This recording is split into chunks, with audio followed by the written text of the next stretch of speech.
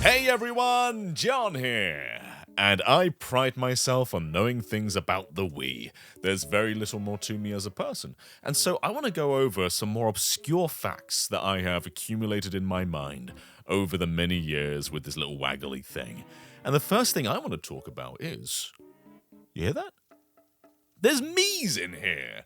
So from the Mii Maker, there's an option to store up to 9 Miis within the Wii Remote. And the use case for that was to basically make your Miis portable. You put your Miis on the Wii Remote, you take it to a friend's house and sync it to theirs, and then you take your Miis off and put it back onto their system. So it's a very easy way to transfer Miis between different Wiis. Although you could of course send your Miis also through Wi-Fi if you wanted to. But this was a nice easy way to just take your Miis and put them on anyone's machine that you want to. Another really cool fact about the Wii is the sensor bar, this little baby here. So right now it's off, and one thing the human eye cannot do is perceive these sensors, but cameras are very good at it. So let's just turn the Wii on a moment. The sensor bar is currently hooked up.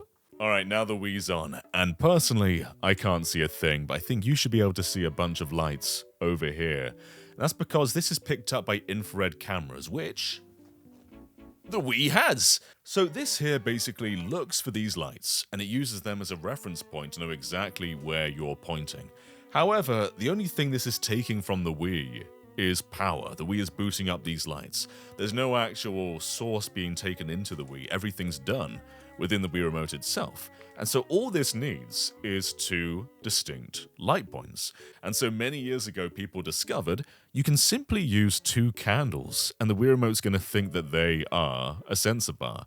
There's many other light sources you can do this with as well, but candles are the funniest, and they're wireless, so they're super easy, and they won't fall off your TV, although they may burn your TV.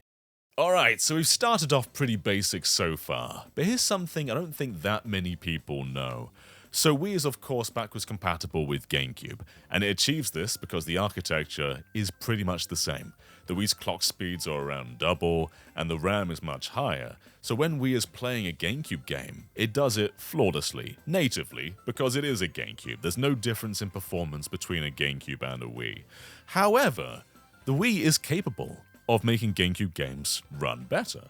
And so when using software like Nintendo, the main reason you'll do that is to play GameCube games on a Wii U, because the Wii U is also a Wii and therefore it's also a GameCube. There's also other reasons you'll do it, allowing Bluetooth to play with a classic controller, or using the Wi-Fi to use the broadband adapter, or whatever other reason. They're all possible because it's using Wii mode. However, because it's using the full capacity of Wii mode, meaning more RAM, better clock speeds, GameCube games actually run better in Nintendo. And there's no emulation, this is still native, just it's native to Wii's full power, rather than GameCube's full power. So as you can see here, Sonic Adventure Director's Cut is not running particularly well on the GameCube. It targets 60 FPS, but it drops a lot of the time to the 50s and the 40s. But when running it in Nintendo, you get a full 60 FPS with barely any drops, if any. And that's simply because it's using the full power of the Wii rather than the full power of the GameCube. And this is true for basically every GameCube game running in Nintendo. It fixes the performance of many, many games. But while the Wii can play GameCube games better than a GameCube using Homebrew, the GameCube still has one major advantage, and that is video output. The Wii's video output is not very good. The GameCube had a digital output, which used components, and even though that cable is rare and expensive, there are alternatives today that use HDMI. The Wii has no digital out whatsoever. It's entirely analog. So even though there are far more common and far cheaper component cables for the Wii, you're not getting a true 480p because it's still an analog signal. So basically the Wii's GPU is sending out a digital signal, which is then converted to analog and then put into component in 480p. A weird way to do it, not ideal. It's good for CRTs at the very least, but it's not great in the modern day and age for capturing and putting Wii games on an HD TV. You can bypass this with a full-on HDMI on the motherboard mod for your Wii, but that's even more expensive and rare to do these days as well.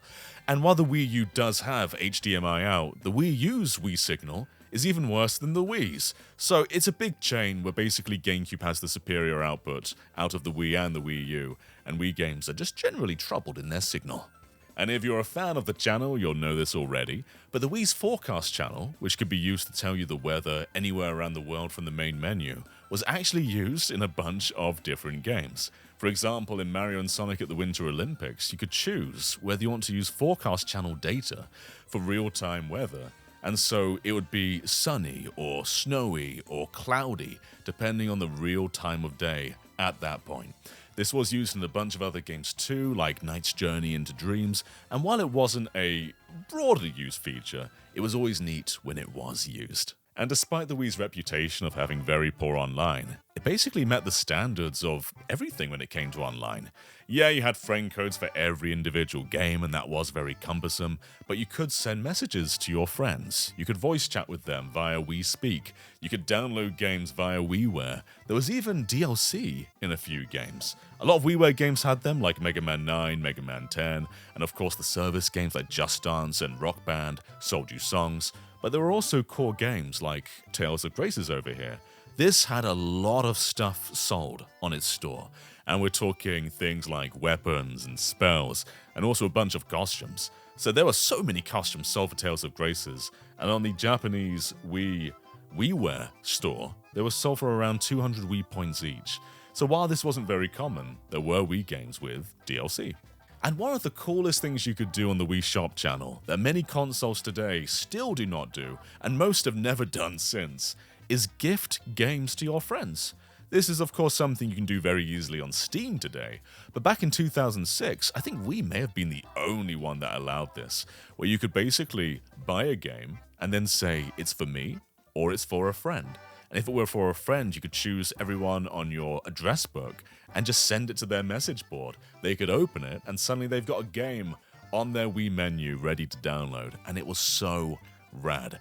I used to do this with a friend every year on our birthdays. We'd just exchange virtual console or WiiWare games. I loved doing this.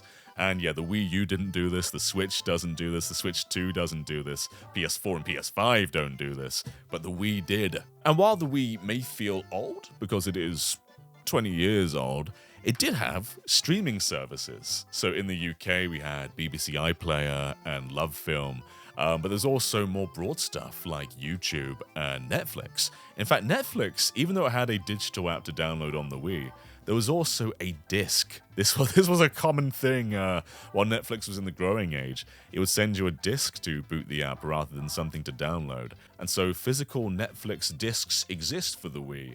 And if you're so inclined, you can go and buy one right now. You could also order food from the Wii in Japan via an exclusive Japanese channel. This was before the days of Just Eat and Deliveroo and all those delivering services, but fans have now taken over that channel in the West, and they're allowing you to order food in English. And so you can order pizza if you want to, and it will arrive from your Wii. So fans have allowed that. Fans are beautiful. Beautiful things. Mwah. Now, one thing I'm a huge stickler for is native resolutions. I love playing things how they were designed to look, and so playing games on a CRT is beautiful, but many emulation services and consoles simply don't output at a raw 240p, but the Wii can. And so many virtual console games, especially in the NES and Super Nintendo line, allow you to actually play them in the resolution they were designed to be played at a true 240p. And so when you're playing this on a CRT specifically, the results are like near indistinguishable from a true NES. And I think Wii's emulation still looks better than the vast majority of efforts being done today, mostly for that reason, because they look so sharp and nice at that resolution. And it's something that is kind of a lost art today. Another really cool thing about Virtual Console is Pokemon Snap actually replicated the Blockbuster kiosk. So for those who don't know, on the N64 Pokemon Snap, you could take your cartridge into Blockbuster and print out your pictures in their big Pokemon Snap kiosk machine.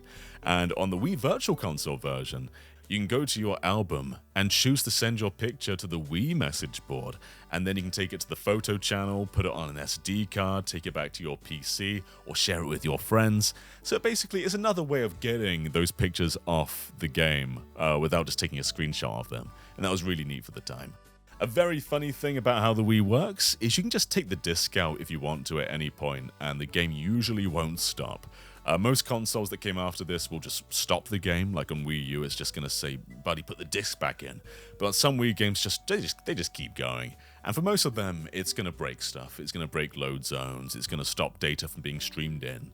But in the case of Super Mario All-Stars, because the game is a Super Nintendo ROM that fits perfectly into the Wii's RAM, you can take that disc out and just keep playing forever. So if you want to, you can put that disc in, sell the disc, and just keep playing Mario All-Stars as long as your Wii is turned on. Who is going to stop you? No one. No one, that's who. There must be more examples out there, but I can think of 2 specific Nintendo games with game-breaking bugs on the Wii. And the biggest one is The Legend of Zelda Skyward Sword. In fact, there was a save data patcher channel that you can still download today, by the way. One of the few channels you can still download if you haven't purchased before, that will fix your Skyward Sword version. So rather than reprinting the game, they just let you patch it from the Wii Shop channel. But another game is the PAL version of Super Paper Mario. And there's one point in the game where you talk to the creepy little girl lady, and depending on what version of the game you have, if you've got the first print, the game will crash when you do that. You'll just get this loud beep, and you have to unplug your Wii to turn it off. This was later fixed in reprints of the game, and you can contact Nintendo support, or you could back then at least, and get a new copy. But a lot of the first prints in Europe were completely busted at that point. And speaking of Super Paper Mario, the first time we saw this game wasn't on the Wii, but rather the GameCube. And there's a few Wii games that began their life on the GameCube. The most obvious one being Twilight Princess. That was a launch title and it released both on the GameCube and the Wii. But Super Paper Mario was meant to be a GameCube game, as was Donkey Kong Barrel Blast, or as we call it here, Donkey Kong Jet Race. And there's even more examples out there. One that's often debated on is Mario Party 8, because for some reason the game is only in 4:3, and there's no widescreen option. The same's true for Wario Land The Shake Dimension, that's also 4:3, so there may be quite a few Wii games that originally began their life as GameCube games. Speaking of pre-release stuff, the original Wii Sports almost had more sports very close to launch. In June of 2006, that's 5 months before the launch of the Wii Sports Airplane was being demoed at E3. And of course this would debut in Wii Sports Resort, but this game was originally meant to be included with everything else in Wii Sports. There's definitely a juxtaposition between like tennis, boxing, and airplane, but this was definitely shown off very early, using a beta version of Woohoo Island, which was also meant to be revealed far earlier than it was. In fact, we had beta Woohoo Island in another game, being Wii Fit, the original Wii Fit. If you go jogging, you can jog around some very similar landmarks to Woohoo Island, only many of them are renamed and the layout's just a little bit different. But fast forward only a couple of years and Wii Fit Plus replaces this with full-on Woohoo Island, which then comes back for Wii Sports Resort and Pilot Wings Resort and Mario Kart 7 and a bunch of other games. Here's a funny thing. Hidden within the Wii's operating system is another disc icon. So, when you go on the disc channel, you'll see GameCube discs and Wii discs, but there's another option for DVDs. So does this mean the Wii has the capability to play DVDs? Yes, it just chooses not to. So if you were to boot up a homebrew app and put a DVD in your Wii's disc drive, it will work. It will absolutely work. You can watch full-on DVDs made in the current year on your Wii, no problem whatsoever. It has the capability to, it just doesn't want to. It doesn't support CDs, however, so any physical albums you wish to listen to will not work, simply just DVDs. I'm afraid you have to use MP3s for those. But speaking of MP3s, on low-capacity SD cards, and only low-capacity SD cards, like this 1GB one here, some Nintendo games allow you to replace the soundtrack with whatever you want. And the 2 most core examples are Excite Truck and Endless Ocean. So in Endless Ocean, you go to the CD player, and you can choose anything on the SD card and go diving to it. And in Excite Truck, before you start the race, you can just decide you want to play anything on your SD card, which is just as well because the soundtrack to that game maybe isn't the greatest of all time. Instead, you can have Supersonic Racing, or whatever else you want. Now here's something that's really interesting. The guidelines for using Mii's leaked online a long time ago.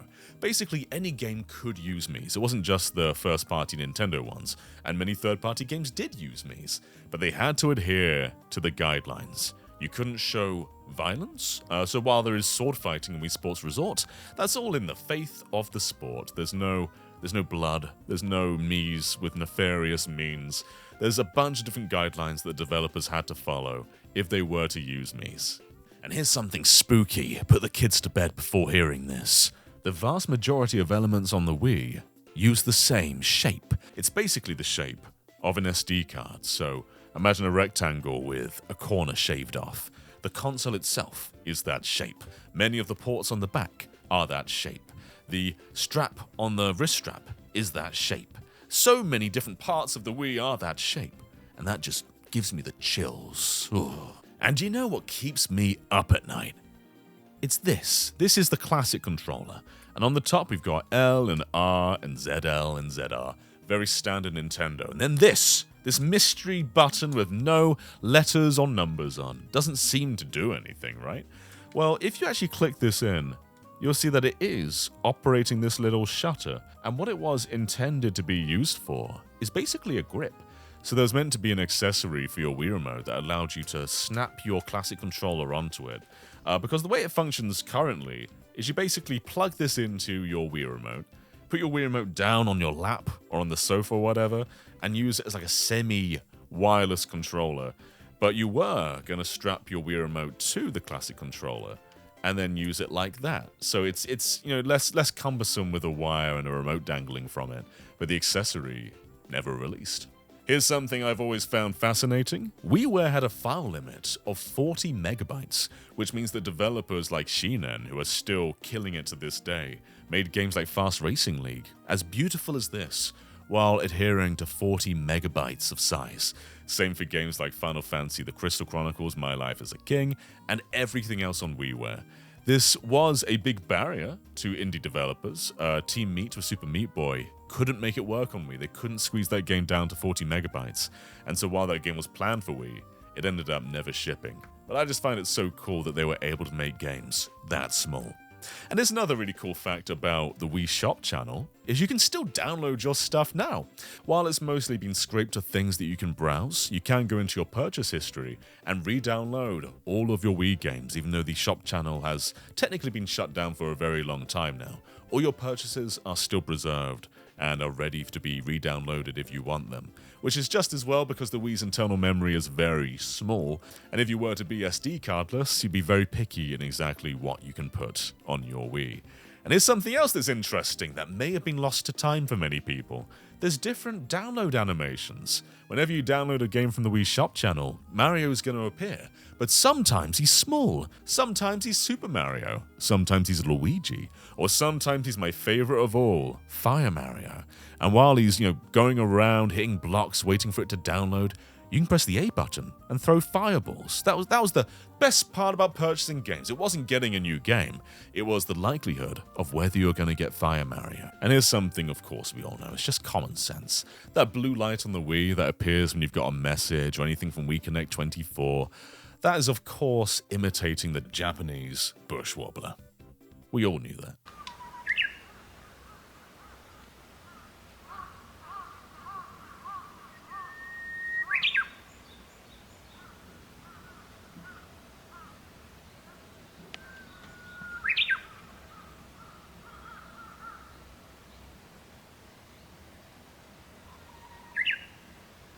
The Nunchuk almost didn't exist. We have Metroid Prime 3 and Retro Studios to thank for this. You can see this in an interview from a very long time ago, where when developing the game, they found the Wii Remote wasn't enough for the kind of game they wanted to make with Metroid Prime, and so they asked Nintendo to make an add-on analog stick.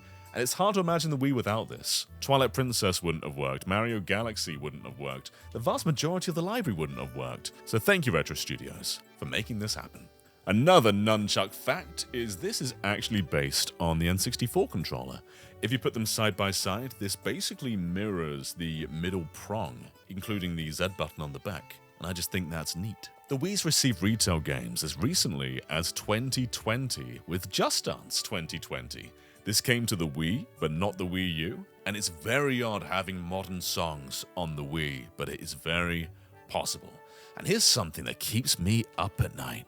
Nintendo have all the original Wii colors that were revealed in the Nintendo Museum. Only some of these actually released. We had, the white Wii, the black Wii, the red Wii, the blue Wii. But we never had the silver Wii, or my yearnful buddy, the green Wii. I've always wanted the green Wii, but we can't have the green Wii. So at the museum, you can have, a very, very big Wii Remote plush. You can play with a giant Wii Remote, but you can also witness the original unreleased Wii colors in all their glory. Now here's probably the most important fact of them all. From the Wii's menu, you can decide what language you want it to be in.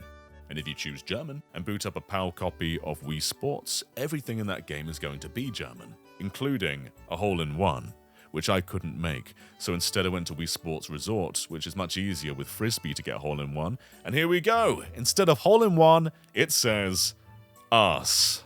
The Wii series is classically made up of Wii Sports, Wii Fit, Wii Play, Wii Music, but there's another one that many don't know of, and that is Wii Chess. It doesn't use Mii's, it doesn't use motion controls, it doesn't have 3D visuals, it's just basic-ass chess, man, but it is part of the Wii series, so we can't disclude it. It exists. The Everybody Votes channel is very interesting to look back on, because it's basically proto-Splatoon. Nintendo would give you two options to decide between, splitting people into different factions, and you'll decide whether, pineapple belongs on pizza, or whether, chocolate's better than sweets, or stuff like that. Very Splatoon-y questions, and there were a whole bunch of them. And I think it's just super cool to see that premise found its way into a game eventually, but they are the exact same thing, and I think that's cool. And my last fact about the Wii is this was an era of many different regional names. So we had Animal Crossing City Folk and Animal Crossing Let's Go to the City. We had Wario Land The Shake Dimension and Wario Land Shake It. We had Rhythm Heaven Fever and Beat the Beat Rhythm Paradise. We had Kirby's Adventure Wii and Kirby Return to Dreamland, and many, many others, even across the DS as well. Instead of Clubhouse Games, it was just Worldwide Classics. Instead of Trace Memory, it was another code. It was a strange time for Nintendo and regional names. Even in Kirby's Epic Yarn, they had a different localization, where instead of pants, they say trousers. Fortune Street was called Boom Street here, Donkey Kong Barrel Blast was called Donkey Kong Jet Race, and of course, the most important of all, Mario Strikers Charged, football. And that's something that has remained to this day with Mario Strikers Battle League football. You have to tell us it's football, otherwise we're not going to buy it. And those are all the obscure Wii facts I know. Of course, there are more out there. People love to talk about the golden Wii given to the Queen. I know that you shouldn't give your Wii orange juice. I know all this stuff. But here's some of the more, lesser known ones, I think. I wanted to get out of here, put into there. Anyway, thank you so much for watching, everybody, and I will catch you next time. Bye-bye.